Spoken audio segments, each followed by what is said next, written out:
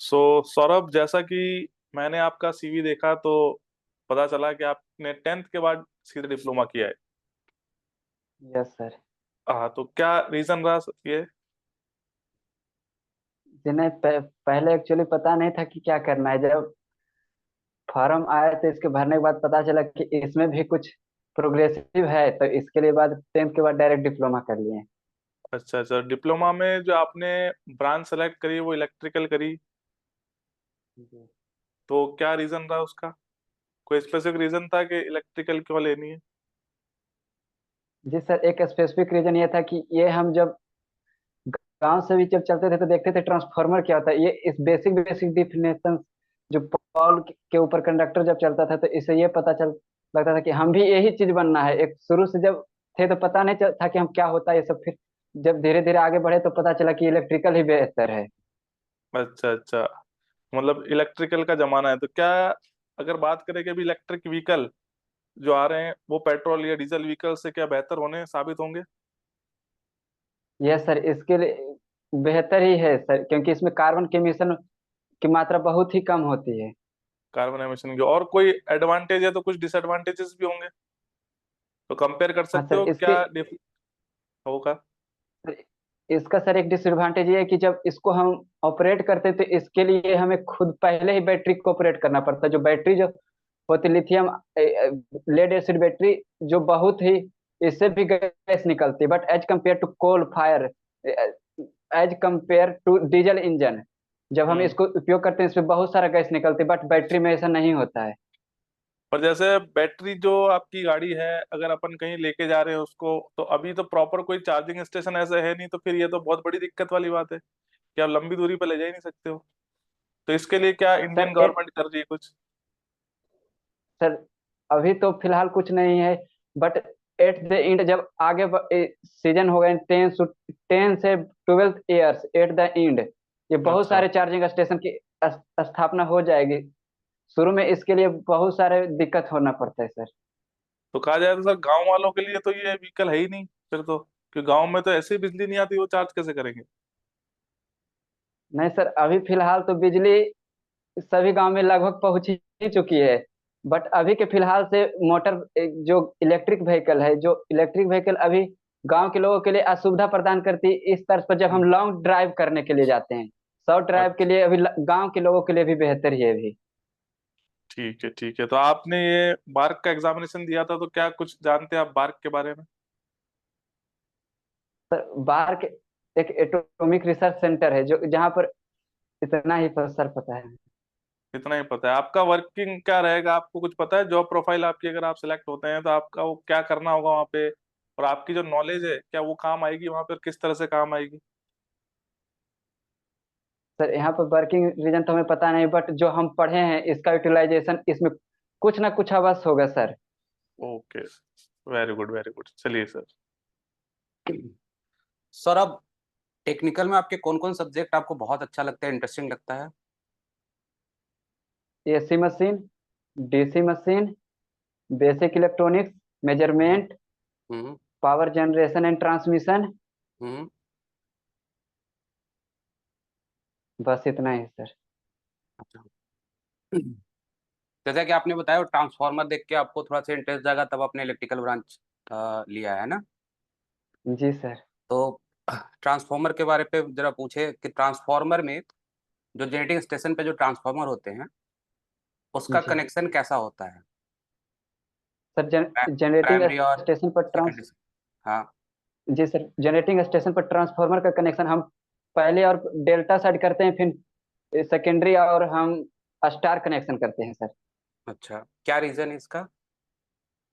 Sir basic reason इसका ये है कि जब हम जनरेट करते हैं तो हमारे पास इतना कैपेसिटी नहीं है जो कि हम जनरेट कर पाए हाई वोल्टेज, जिसके डेल्टा में लो वोल्टेज होता है। जब हम ट्रांसमिट करते हैं तो इसको हाई वोल्टेज में ट्रांसमिट करते हैं। ट्रांसमिट करने के कारण जब हम स्टार में भेजते हैं तो स्टार का फेज वोल्टेज और लाइन वोल्टेज डिफरेंस होता है, जिसके कारण यहाँ पर इंसुलेशन की मात्रा हमें कम देनी पड़ती है सेकेंडरी वाइंडिंग की तरफ भी।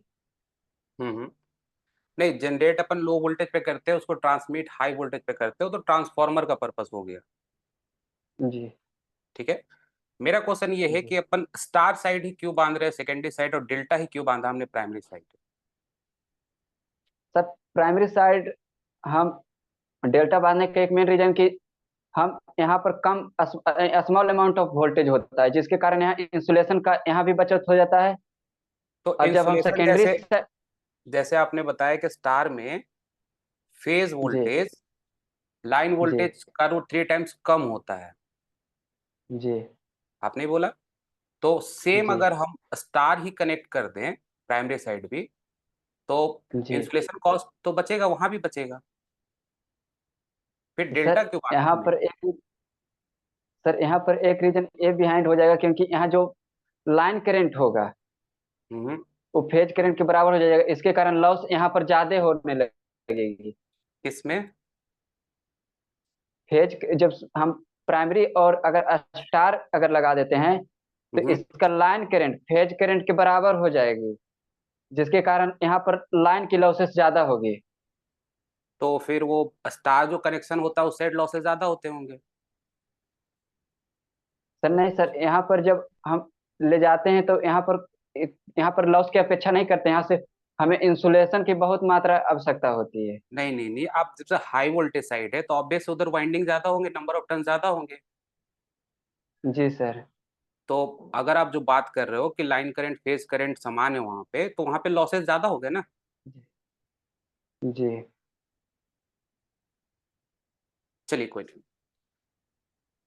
ये बताइए कि ट्रांसफार्मर में जो हम लोग वाइंडिंग बांधते हैं, वो हमने जी लिम्ब ही क्यों प्रेफर किया, योक पे क्यों नहीं बांधते हैं? लिम्ब योक तो समझते हो ना आप? जी सर जी हाँ, तो आपने कभी देखा होगा ट्रांसफार्मर, या जो भी आपने बुक रेफर किया होगा, तो जी हमेशा लिम्ब पे बंधा होता है, योक पे नहीं बंधा होता है वाइंडिंग। इसके पीछे क्या रीजन हो सकता है? सर, इसके इसके नहीं पता है सर ये। ठीक। अच्छा, मशीन में जितने जगह देख रहे होगे आप, जब भी एनर्जी कन्वर्जन की बात आती है तो जी किसका इस्तेमाल होता है? मैग्नेटिक फील्ड का। जी बिना मैग्नेटिक फील्ड का कोई मशीन तो है नहीं अवेलेबल, सब में मैग्नेटिक जी फील्ड ही है। जी सर। तो इलेक्ट्रिक फील्ड से क्यों नहीं कर रहे हैं, मैग्नेटिक फील्ड क्यों हमने प्रेफर किया? दो फील्ड होते हैं ना अपने पास, इलेक्ट्रिक फील्ड है भी और जी मैग्नेटिक फील्ड भी है। तो मैग्नेटिक जी फील्ड सर। से एनर्जी कन्वर्जन करना क्यों पसंद किया? क्या रीजन हो सकता है इसका? सर, मैग्नेटिक फील्ड जो होता है अपेक्षाकृत इलेक्ट्रिक फील्ड से बहुत स्ट्रांग होती है। नहीं, और स्ट्रॉन्ग तो आप इलेक्ट्रिक फील्ड को ही बना सकते हो। तो सर अपेक्षाकृत हम इलेक्ट्रिक फील्ड को हम जल्दी इस डिस्ट्रॉय जल्दी हो जाती है as compared to magnetic field, hmm. जिसके और कारण हम सर रीजन? हमेशा इलेक्ट्रिक फील्ड को सर हम चेंजिंग नेचर में नहीं ढाल सकते, मैग्नेटिक फील्ड को हम चेंजिंग नेचर में ढाल सकते हैं। नहीं, मैग्नेटिक फील्ड को चेंजिंग नेचर में कैसे डाल सकते हो आप, क्या कंट्रोल करके? सर चेंजिंग नेचर ये है कि जब हम अल्टरनेटिंग करंट जाता है तो यहाँ पर अल्टरनेटिंग मैग्नेटिक फील्ड प्रोड्यूस होती है। हम्म। मगर मैग्नेटिक फील्ड में ऐसा नहीं, इलेक्ट्रिक फील्ड में ऐसा नहीं होता, इलेक्ट्रिक फील्ड स्टैटिक ही होती है। ठीक है। इलेक्ट्रिक फील्ड प्रोड्यूस करने के लिए किसकी जरूरत होती है?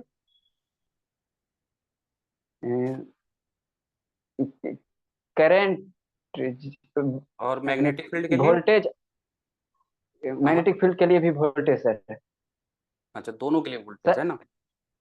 हाँ हाँ, बोलिए। बट सर इसमें एक डिफरेंस है कि जब हम मैग्नेटिक फील्ड प्रोड्यूस करते हैं तो इसके लिए चेंजिंग इन इसके फ्लक्स को हम चेंज करते रहते हैं। हम जब इसका चार्ज और करंट दोनों चेंजिंग नेचर का होता है, बट इसमें इलेक्ट्रिक फील्ड में हम दोनों वेरिंग होगा फिर भी इलेक्ट्रिक फील्ड प्रोड्यूस हो जाती है।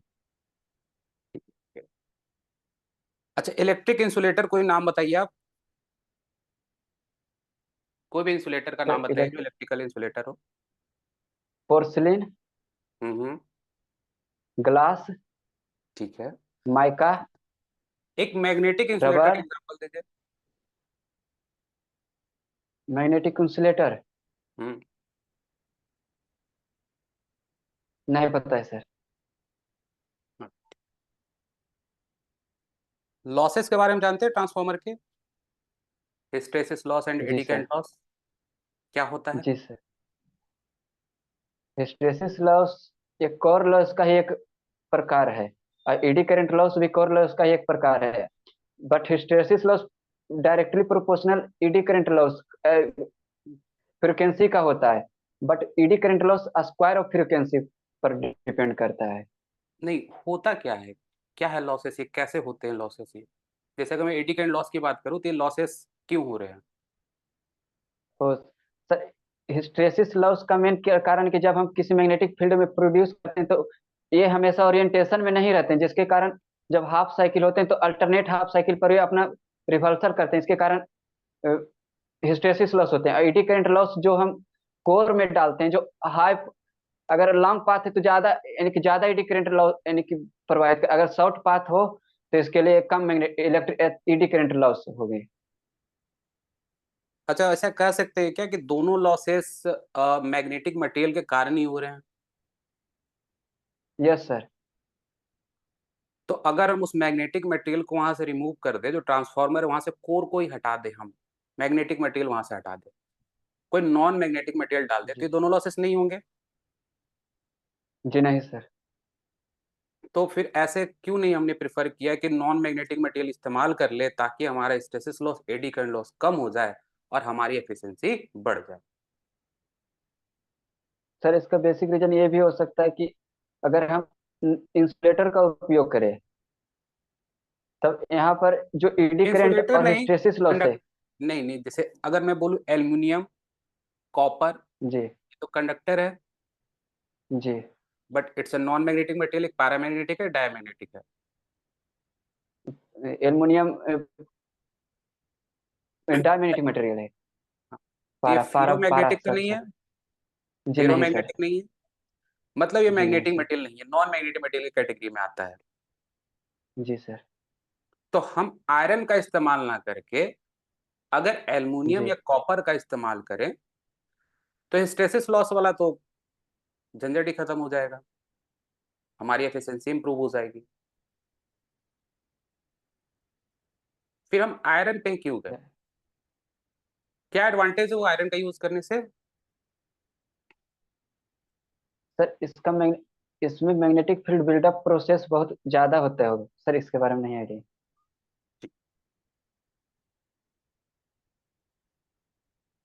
अच्छा, एक कंडक्टर के बारे में बोला कि आप कंडक्टर बाहर देखे, उससे भी आपका थोड़ा सा लगा कि हम इलेक्ट्रिकल इंजीनियर ले लेते हैं, है ना? तो जी सर। कंडक्टर से रिलेटेड मैं आपसे ये पूछना चाहूंगा कि जो भी ट्रांसमिशन के लिए जो कंडक्टर इस्तेमाल होते हैं वो कौन से कंडक्टर्स होते हैं? सर जनरली हम ACSR कंडक्टर का उपयोग करते हैं सर। अच्छा, क्या एडवांटेज उसका? सर इसका मेन एडवांटेज है कि इसका मैकेनिकल स्ट्रेंथ ज्यादा होता है। मैकेनिकल इसमें स्ट्रेंथ? कंडक्टिविटी इसका कंडक्टिविटी भी अपेक्षाकृत ज्यादा एल्युमिनियम के एज कम्पेयर टू ज्यादा होता है सर। कंडक्टिविटी एल्युमिनियम से किसकी ज्यादा होती है, क्या बोल रहे हो, फिर से बताना उसको। एसीएसआर की? ACSR conductor. हाँ। जी। एज कम्पेयर टू एल्युमिनियम इसका कंडक्टिविटी ज्यादा होता है सर। क्यों, उसमें तो एल्युमिनियम यूज करो ना बेटा। सर क्योंकि एसीएसआर, ये एसीएसआर का इसके फुल फॉर्म क्या है? Aluminium conductor steel reinforced. Aluminium conductor. फिर आप क्या बोल रहे हो, एल्युमिनियम से कंडक्टिविटी ज्यादा कैसे हो सकती है? सर इसका एल्युमिनियम ही बेसिक था। रीजन ये है हाँ हाँ। कि इसके अंदर भी हम प्रोवाइड करते हैं तो स्ट्रे लोड करंट, जो कि ईडी करंट का भी एक रूप हो सकता है, जो कि जब हम इसके इंटरनल कोर पर स्टील लगाते हैं तो इसके कारण जो टेंसाइल स्ट्रेंथ, इसके कारण मैकेनिकल स्ट्रेंथ बढ़ जाती है, और ये जो ईडी करंट लॉस होता है ये अपेक्षाकृत कम कर देती है। नहीं, कंडक्टिविटी आप जो बोल रहे हो उससे मैं पूछ रहा हूँ। सर आइडिया मैकेनिकल नहीं स्ट्रेंथ है। मैं समझ रहा हूँ, आपका पॉइंट समझ रहा हूँ, मैकेनिकल स्ट्रेंथ कि हमने स्टील पुट कर दिया उसमें एल्युमिनियम के बीच में, बीच वाले स्ट्रैंड में, तो उससे मैकेनिकल स्ट्रेंथ जी। बढ़ गई, बट कंडक्टिविटी ये तो सेम होनी सर चाहिए, आइडिया नहीं। एल्युमिनियम कंडक्टर ही है। अच्छा, स्टील की कंडक्टिविटी ज्यादा होती है, एल्युमिनियम की होती है?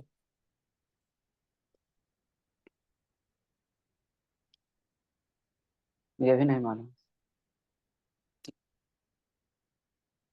हॉलो कंडक्टर मालूम है? जी सर। क्या एडवांटेज उसका? सर इसका एक एडवांटेज है कि इसका इफेक्टिव रेडियस ज़्यादा होता है उससे क्या सेमी एडवांटेज कंडक्टर की मिलता है? अपेक्षा करी। इसके इससे ये एडवांटेज है कि हम इसको जहाँ पर कोरोना लॉस होता है, हम इस कंडक्टर को उपयोग करके कोरोना लॉस को बचाया जा सकता है। क्या है corona? Corona sir ionization of air around the conductor is corona. अच्छा, तो रेडियस ज्यादा होने से कोरोना कम कैसे हो जाएगा? सर क्योंकि इसका VD यानी डिस्ट्रप्टिव वोल्टेज जो होता है जिस पर कोरोना हमें दिखती है वो यानी रेडियस का समानुपाती होता है सर। हम्म।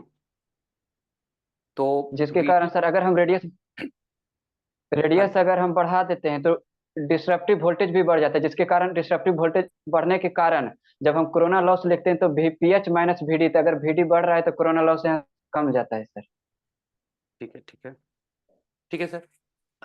ओके सौरभ, रिलैक्स हैं आप? Yes sir. ठीक है। जी सर। जैसे सर जब आपसे बात कर रहे थे अच्छा राउंड में, तो आपने इलेक्ट्रिक व्हीकल का जिक्र किया था।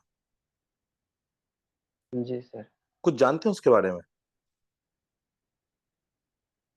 सर ऐसे तो बेसिक आइडिया बहुत ज़्यादा नहीं, मैं थोड़ा बहुत इसके बारे में आइडिया है। बताइए। सर ये है कि ये इलेक्ट्रिसिटी पर चलता है और हम्म। इसके अंदर अभी कुछ जगह पर बड़े बड़े कंपनी इसमें रीजनरेटिव मोड लगा रही है, जिसके कारण इसमें जब लॉ कि ब्रेक लगाते हैं तो इसके कारण भी हमें इलेक्ट्रिसिटी उत्पन्न हो पाती है। और इलेक्ट्रिक व्हीकल में है कि हम चार्जिंग स्टेशन जब अभी इंडिया के इंडिया के पे नहीं है, बट विदेशों में USA में UK में इसमें चार्जिंग पॉइंट दिया गया है प्रॉपर स्टेशन पर, बट इंडिया के लिए ये अभी लाभदायक नहीं है। अच्छा चलिए ठीक है। इंडिया में इलेक्ट्रिसिटी प्रोड्यूस कैसे होती है? मेन सोर्स क्या है? सर इंडिया में मेन सोर्स हम कोल का ही अभी फाइनली ज्यादा नहीं, कोल, कौन सा इसके बाद हम मैं ये पूछना चाहता हूँ, कौन सा पावर प्लांट इंडिया में जो है वो अभी अफेक्टिव है फिलहाल इस टाइम में? Coal sir. Coal power coal plant? Thermal power plant. Thermal जी। Power plant? Thermal power plant किस साइकिल पर जी। वर्क करती है? Rankine cycle sir. Okay, thermal power plant का लेआउट बता सकते हैं क्या? Layout in yes sense of sir. कहाँ से स्टार्ट होता है, मतलब स्टार्ट से लेके एंड तक जहां इलेक्ट्रिसिटी प्रोड्यूस हो जाती है, एक जी शॉर्ट में सर। बस इक्विपमेंट्स के टाइप में जी सर। बताइए। सर पहले कोल के लेते हैं, जो कोल जहां से हमें मिलते हैं, कोल हैंडलिंग प्लांट पर आती है। हम्म। कोल हैंडलिंग प्लांट के बाद हम इसमें बॉयलर यानी फर्नेस में डालते हैं, इसके बाद फर्नेस में बॉयलर को हीट करता है। बॉयलर से जब ये हीट होती है तो ये वाष्प बनकर इकोनोमाइजर में जाती है, और इकोनोमाइजर वाष्प बन के बॉयलर से सुपर हीटर में जाती है। सुपर हीटर में हमारा जो वाष्प होता है सुपर हीटर, उसके बाद हमारा टरबाइन से यानी निकल जाता है जो वाष्प, इसके बाद कंडेंसेंट में जाती है, कंडेंसर में, कंडेंसर से फिर यानी ठंडा होकर फिर हमारे रिसिप्रोसेटिंग पंप होती है जो फीड वाटर को यानी वाटर को फीड कर देती है, इसके जो इकोनोमाइजर से होते हुए फिर बॉयलर की तरफ आती है। हम बॉयलर पर उपयोग कर रहे थे, इसमें एक फ्लू गैस भी बहती है। ये फ्लू हम्म। गैस हमें इकोनोमाइजर को इफिशिएंसी को बढ़ा देता है।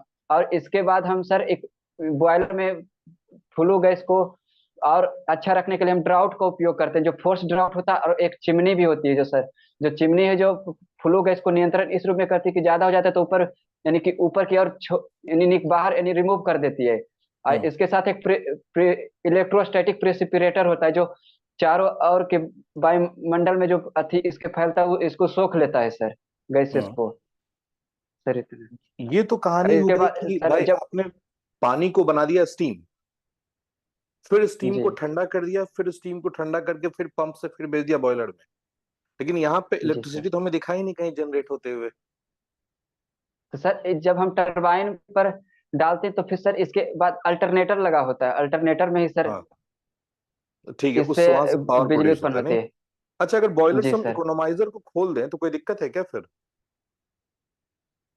सर दिक्कत तो नहीं होगी, but at the end efficiency कम जाएगी।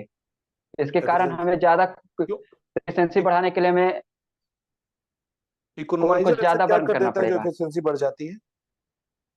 सर इकोनोमाइजर जब फीड वाटर से हम पानी को इकोनोमाइजर में प्रवाहित करते हैं, जो बॉयलर से में ही जाती है, जो कि फ्लू गैस के सहारे इकोनोमाइजर अपने अंदर लिए गए पानी को गर्म करके बॉयलर में डाल देती है। इससे क्या होता है फायदा?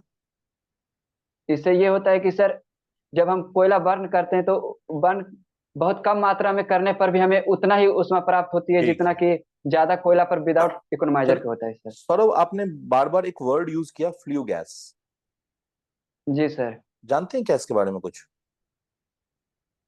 सर फ्लू गैस ये है कि जब हम फर्नेस यानी बॉयलर फर्नेस में जब इसको गर्म करते हैं किसको? तो इससे कोल को जब हम गर्म करते हैं तो इससे वो एक गैस निकलती।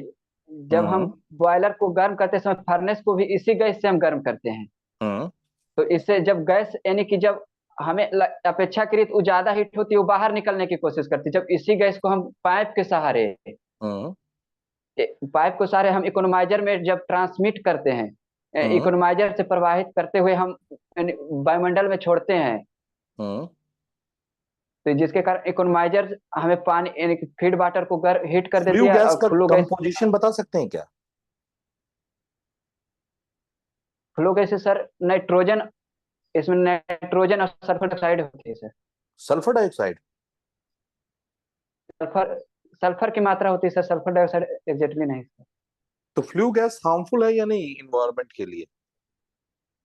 सर फ्लू गैस हार्मफुल है एनवायरनमेंट के लिए। तो फिर जब आप फ्लू गैस लास्ट में भेज ही रहे हैं चिमनी के थ्रू, ठीक है, और डीजल भी आपका फ्लू गैसेस वेस्टेज प्रोड्यूस कर ही रहा है, अल्टीमेटली दोनों एनवायरमेंट को नुकसान पहुंचा रहे हैं।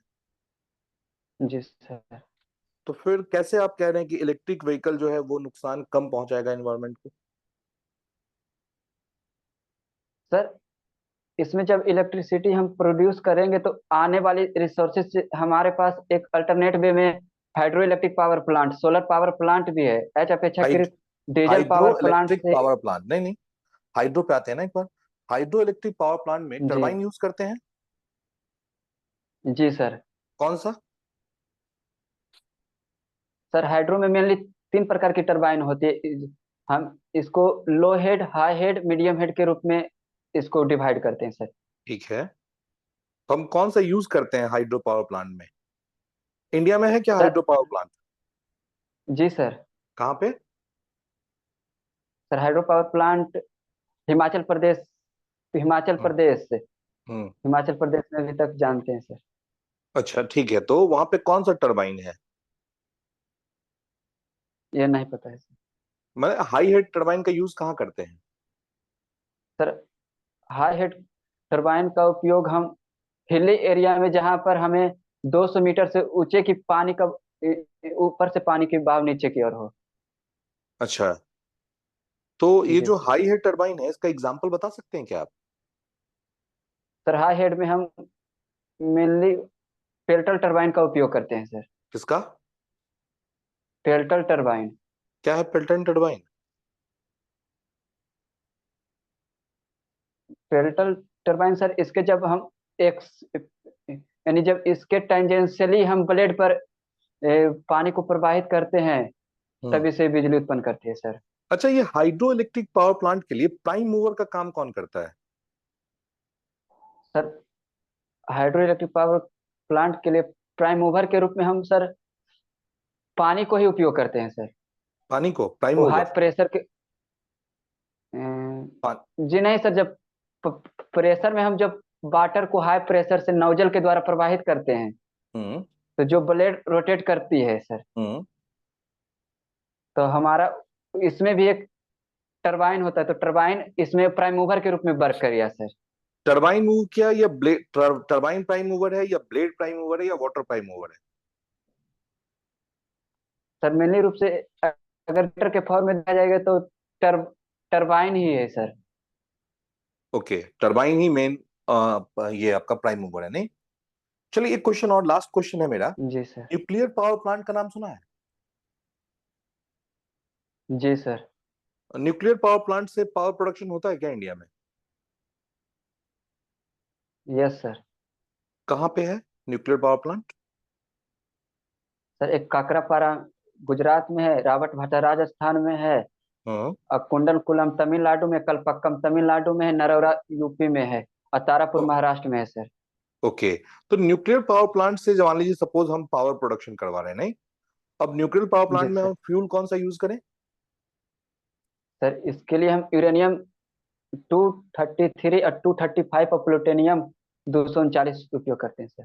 अच्छा, फ्यूजन होगा या फ्यूजन? फ्यूजन होता है सर। फ्यूजन क्या होता है? सर फ्यूजन ये होता है कि जब हम एक बड़े से मॉलिक्यूल को छोटे छोटे टुकड़े में तोड़ दिया जाता है, हम्म। जैसे जिसके इसमें कारण मॉडरेटर जो का क्या एनर्जी, यूज होता है? मॉडरेटर में ये होता है कि सर जब अगर चैन रिएक्शन ज्यादा हो जाए तो ये इसको स्लो करने का काम करता है सर। ओके, मॉडरेटर, नहीं? चलिए ठीक है जी। Saurabh, it's done from my side. Saurabh, आपने कॉम्प्लेक्स पावर सुना है? Yes sir. क्या होता है बताइए। सर कॉम्प्लेक्स पावर जब हम भी और आई का यानी कि कंजुगेट करते हैं तो कॉम्प्लेक्स पावर हमें मिलती है सर। वी और आई का? आई का कंजुगेट करने पर हमें कॉम्प्लेक्स पावर को मिलती है सर। में क्या सिग्निफिकेंस है उसका? सर इसके अंदर, सर नहीं आइडिया है सर। अगर मैं पूछूं आइडियल करंट सोर्स क्या होता है, उसका मतलब क्या है? आइडियल करंट सोर्स मैंने बोल दिया आपसे, तो उसका क्या मीनिंग होगा? सर आइडियल करंट सोर्स का मतलब है सर कि जो करंट होगी और टाइम के रिस्पेक्ट में वो एक हम्म। लिनियरली, जो एक लिनियर पाथ पर होगी sir, hmm. Without any drop. ठीक है। और जी आइडियल सर वोल्टेज यही। सोर्स? आइडियल वोल्टेज सर भी जो टाइम के रिस्पेक्ट में जो वोल्टेज की होती है वो भी यूनिफॉर्म लिनियर ही होती है सर। ओम्स लॉ क्या होता है? सर जब हम किसी पाथ में करंट प्रवाहित करते हैं तो इसके कारण जो वोल्टेज उत्पन्न होता है तो जो करंट है इसके समानुपाती वोल्टेज होता है सर। पॉइंट फॉर्म सुने ओम्स लॉ का? क्या चीज सर? ओम्स लॉ का पॉइंट फॉर्म? जी नहीं सर। पावर फैक्टर बताइए क्या होता है? Power factor is defined as the useful power with respect to the total power. वो टोटल पावर कौन सा पावर होगा? इसको अपेरेंट पावर सर। अच्छा, एपरेंट पावर क्या होता है? अपेरेंट पावर भी into I sir. V into I. अच्छा, हमने पावर को वी इंटू आई ही क्यों लिखा?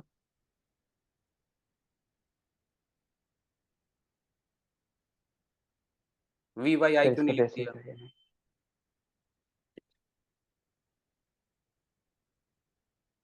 बंडल नहीं कंडक्टर नाम सुना है मालूम। आपने? Yes sir. क्या होता है? जब हम यानी कि बहुत सारे कंडक्टर, यानी छोटे छोटे कंडक्टर को हर हम एक जगह यानी एक ही स्ट्रिंग में बांध देते हैं तो ये बंडल कंडक्टर का रूप ले लेता है सर। तो अगर 11 केवी की लाइन है, अगर मैं उसको 4 के फॉर्म में यस। बंडलिंग कर दूं, तो कितना कितना वोल्टेज आएगा चारों पे? Yes sir. नहीं, कितना कितना वोल्टेज आएगा चारों पे, ये पूछ रहा हूँ मैं। 11 केवी की लाइन है, मैंने 4 में उसको बंडलिंग कर दिया, यस सर। तो कितना कितना वोल्टेज आएगा चारों पे? सर बेसिक आइडिया नहीं। नहीं आइडिया। अच्छा, कोरोना के बारे में ये बताइए कि हिली रीजन पे कोरोना ज्यादा होता है या कम होता है? हिल एरिया पे सर एज कम्पेयर ज्यादा होती है सर। ज्यादा होती है, इसका रीजन क्या है? सर हिल एरिया में मॉइस्चर कंटेंट ज्यादा होती है एज कम्पेयर टू सरफेस, यानी कि जहाँ पर समतल एरिया होती है सर। अच्छा, तो अगर हिली रीजन पे अगर कोरोना ज्यादा है तो उसके प्रोटेक्शन के लिए क्या किया जाता है? सर यहाँ पर इसके लिए एक तो ये है कि हम विजुअल डिस्रप्टिव वोल्टेज को बढ़ा सकते हैं, जिसके कारण हम बंडल कंडक्टर का उपयोग करते हैं या हॉलो कंडक्टर का उपयोग कर सकते हैं सर। ठीक है, ठीक है सौरभ। ठीक है सर। सो सौरभ, यहाँ पर आपका इंटरव्यू और होता है, अब थोड़ा सा फीडबैक देने की बारी है कि फैकल्टीज जो भी यहाँ पर हैं उनको कैसा लगा आपका इंटरव्यू। सबसे पहले अगर मैं स्टार्ट करूँ तो पहले आपको जानकारी थोड़ी कम है बार्क के बारे में, है ना। थोड़ा सा अगर आप जिसका जी इंटरव्यू देने जा रहे हैं थोड़ा जानकारी रखिए। जैसे मैंने आपसे पूछा कि सर बार्क के बारे में क्या जानते हैं, तो आप बोले कि सर क्या पता। मैंने कहा आप जिस पोस्ट के लिए जा रहे हो उस पर आपका नेचर ऑफ वर्क क्या है, क्या करने वाले हैं, आपका इलेक्ट्रिकल का कौन सा जो सब्जेक्ट है वो जहाँ पर ज्यादा वर्किंग पे आएगा, तो वो आपको ये पता ही नहीं। तो उसके बाद थोड़ा सा एक बार नॉलेज रखिए ना कि क्या वर्किंग कल्चर है। कई जी सारे आपको इंटरव्यू वगैरह मिल जाएंगे, कुछ पुराने बच्चे हो, सीनियर्स हो, उनसे बात करो, है ना, थोड़ा सा गाइडेंस लो। दूसरा, कॉन्फिडेंस तो आपका बहुत बढ़िया था, कॉन्फिडेंस में कोई कमी नहीं है। जी पोस्चर आपका बढ़िया था, पर एक दिक्कत थी कि स्पीड जो है बोलने की वो आपकी थोड़ी फास्ट है ना। आप जल्दी जल्दी बोल रहे हो, कहीं अटक रहे हो, कहीं उलझ रहे हो। और दूसरा कि क्वेश्चन जैसे सर आपसे पूछ रहे थे तो आप प्रॉपरली उसको सुन नहीं रहे, उससे पहले आंसर दे रहे हो। जैसे अभी 11 के वाला सर ने 2 बार बोला तब जाके आप बोले क्या नहीं सर मुझे नहीं पता। तो ऐसे थोड़ा सा क्या है कि काम रहो, एकदम शांत रहो, चीजों को एक बार सुनो, जल्दीबाजी मत करो बस, है ना। आपको पता है चीजें, मुझे लग रहा है कि आपको पता है, पर उसके लिए अगर अपन हड़बड़ाहट करेंगे तो कहीं ना कहीं अपन आंसर गलत दे देंगे, है ना। तो ये था मेरे साइड से, बाकी सर बताएंगे आपको। टेक्निकल में सौरभ मेहनत की मेरे ख्याल से बहुत ज्यादा आवश्यकता है आपको। और थोड़ा सा जब क्वेश्चन सामने वाला कर रहा हो तो थोड़ा सा एकदम काम डाउन होकर रिलैक्स रहिए, कूल रहिए। और थोड़ा सा टाइम दीजिए अपने आप को, है ना। मतलब 30-30 सेकेंड या फिर 15 सेकेंड का लगभग अपने आप को प्रॉपर उसको सुनिए। जब तक क्वेश्चन आप सुने नहीं हो ना, रिप्लाई नहीं। और जो भी क्वेश्चंस मैंने पूछे हैं तो शायद आपको भी पता होगा, आपने बहुत कम का रिप्लाई किया है ना। कुछ का जी सर। रिप्लाई किया है तो गलत किया है। तो टेक्निकली आपको थोड़ा सा और ज्यादा मेहनत करना पड़ेगा। ठीक है। अगर मैं इसको परसेंटेज में अपने तरफ से बांटूं तो अगर मैं 100% में मार्क करता हूँ मैं ऐसे, तो 100% में मैं आपको 25% ही मार्क्स दूंगा ऐसे। तो ये कोई दिक्कत वाली बात नहीं। देखिए अभी आप क्या कर रहे हो, मॉक दे रहे हो, है ना। तो ये मॉक से जी आपको ये सीखने के लिए मिलेगा, है ना। डायरेक्ट आप ये भी रियल टाइम में बैठे नहीं हो वहां पे। तो जो यहाँ पे गाइड किया जा रहा है इस पे वर्क जरूर करना है, अदरवाइज ये आपका वेस्टेज है। आप यहाँ पे बैठ रहे हो, थोड़ी देर क्वेश्चन सुन लिए, यही क्वेश्चन सेम नहीं पूछने वाले। बट हाँ, यहाँ पे आप फेमिलियर हो जाओगे, चीजों को थोड़ा सा समझ जाओगे, किस तरह का माहौल होता है, कैसे क्वेश्चंस कंपोज होते हैं। और उस पे आपको मेहनत करने की आवश्यकता है, बहुत ज्यादा ही मेहनत करने की आवश्यकता है मेरे हिसाब से। तो टेक्निकल थोड़ा सा आप लैग कर रहे हो उसमें, है ना। तो इस चीज पे मैं तो ये कहूंगा कि नेक्स्ट टाइम जब आप मेरे से मॉक में मिले तो थोड़ा सा इस पे वर्क करने के बाद मिले, ताकि मुझे भी लगे कि हाँ आपने उस पर वर्क किया है। अदरवाइज आप फिर से मेरे को मॉक में मिल रहे, फिर अगर यही चीज है तो इससे बेटर है पहले आप क्या करो, अपने ऊपर थोड़ी सी मेहनत करो। ठीक है, 2 दिन जैसे 3 दिन कि जो भी है, ठीक है सर। उसके बाद ठीक है। तो अपन नेक्स्ट मॉक जब भी प्लान करेंगे तो थोड़ा सा चेंजेस होने चाहिए, वो दिखना चाहिए। मैं बैठा हूँ तो मेरे को समझ में आना चाहिए कि हाँ जो मैंने आपको गाइड किया, जो बताया, उस पर आपने वर्क किया है। सौरभ कभी भी आंसर जो यूज करते हैं ना, उस आंसर में वो वर्ड जी यूज न करें जिसके बारे में आपको पता ना है। क्योंकि जितने क्वेश्चंस मैंने आपसे पूछे वो आप ही के क्वेश्चंस का क्वेश्चन था। जैसे आपने जी वर्ड सर। यूज कर दिया फ्लू गैस, तो हमने आपसे फ्लू जी गैस पूछ लिया। आपने इकोनोमाइजर वर्ड यूज किया तो हमने इकोनोमाइजर पूछ लिया। तो जो आप आंसर दे रहे हैं पहले वो सोच लीजिए कि उसमें कुछ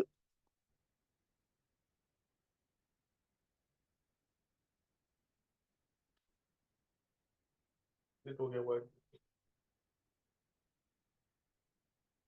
रिकॉर्डिंग स्टॉप।